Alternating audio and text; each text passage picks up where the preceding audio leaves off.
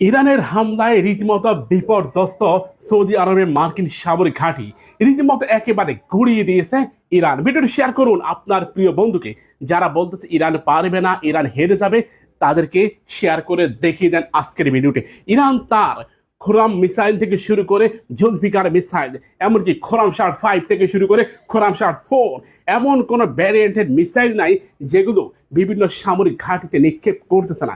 এর মধ্যে উল্লেখযোগ্য কাতারে বিমান ঘাঁটি, এমনকি কুয়েত, বাহরাইন, সংযুক্ত আরব আমিরাত, সৌদি আরব থেকে শুরু করে এমনকি দিয়াগো গার্সিয়া পর্যন্ত একের পর এক ballistic missile, hypersonic missile, cruise missile, intercontinental missile থেকে শুরু করে বিভিন্ন ধরনের হাইপারসনিক ব্যালিস্টিক মিসাইল নিক্ষেপ করতেছে। এর মধ্যে উল্লেখযোগ্য যে মিসাইলটা নিয়ে বেশি আলোচনা হচ্ছে খোরামশার 5। আপনারা জানেন এটি এমন একটি মিসাইল যেটা প্রায় 2400 কেজি বিস্ফোরক বহন করতে পারে।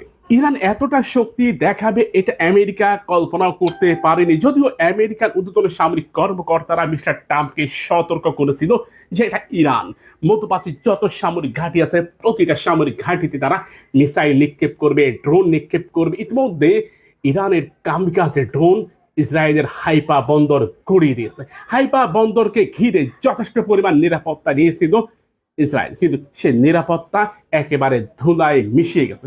আমরা এটা মনে করতেছি ইরান, ইসরায়েল, আমেরিকার যে যুদ্ধ হচ্ছে ত্রিমুখী, এর পিছনে ভারতের নরেন্দ্র মোদী সরাসরি জড়িত। তিনি দুদিন আগে ইসরায়েল সফর করেছেন, তার সফর থেকে তিনি ফেরার সাথে সাথে বিমান হামলা শুরু হয়ে গেছে। কেন? এটার পিছনে সরাসরি জড়িত ভারত। ভারত এখানে 3টা যুদ্ধ লাগিয়ে দিয়েছে।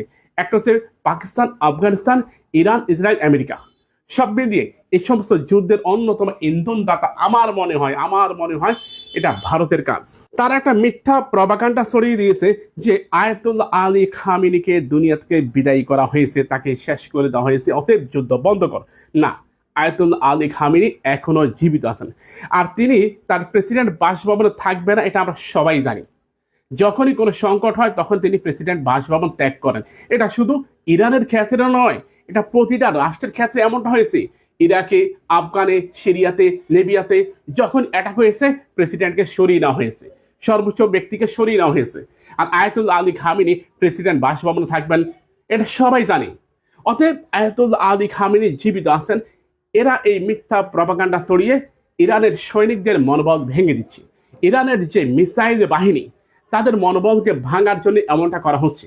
তবে ইরানের ঊর্ধ্বতন সামরিক কর্মকর্তা IRGCর প্রধান, তাকে দুনিয়া থেকে বিদায় করা হয়েছে। এটা মোটামুটি সব জায়গায় ছড়িয়ে দেওয়া হয়েছিল। সত্য মিথ্যা কতটুকু আমরা জানি না, আল্লাহ ভালো জানেন। যদি সঠিক খবর পাই আপনাদেরকে জানাবো। প্রিয় ভাইরা, আমরা মনে করি ইরান যে শক্তি দেখাচ্ছে, আলহামদুলিল্লাহ, একটা রাষ্ট্র দীর্ঘদিন নিষেধাজ্ঞার মধ্যে থেকেও যেভাবে আমেরিকার সাথে, ইসরায়েলের সাথে সরাসরি যুদ্ধ করতেছে, ইতিমধ্যে মার্কিন সামরিক ঘাঁটির যে ক্ষয়ক্ষতি তা প্রায় $1 ট্রিলিয়ন ছাড়িয়ে গেছে। মানে $1 ট্রিলিয়ন মতো ক্ষতি হয়ে গেছে আমেরিকার এখনো পর্যন্ত। আর হরমুজ প্রণালী পুরোপুরি ইরান বন্ধ করে দিয়েছে। এখানে সৌদি আরব ক্ষতিগ্রস্ত হচ্ছে, কাতার হচ্ছে, বাহরাইন হচ্ছে, ওমান হচ্ছে, জর্ডান হচ্ছে, এমনকি মিশরে থাকা মার্কিন সামরিক ঘাঁটি সেখানেও ক্ষতির মুখে পড়তে শোনা গেছে। জানা গেছে সারা বিশ্বে জ্বালানি তেলের দাম কয়েক গুণ বাড়িয়ে দিয়েছে রাশিয়া। তবে ইরানকে বাঁচানোর জন্য চায়না কিংবা রাশিয়া কি ধরনের পদক্ষেপ নেবে? তারা কি কূটনৈতিক ফর্মুলায় হাঁটবে নাকি সামরিক? কমেন্টে জানান, আমরা জানতে চাই। আমার ভাইয়েরা সামরিক তথ্য নিয়ে কি ধরনের বিশ্লেষণ করেন। সবাইকে অনুরোধ করব ভিডিওটি শেয়ার করুন, বিদ্যুৎ গতিতে শেয়ার করুন।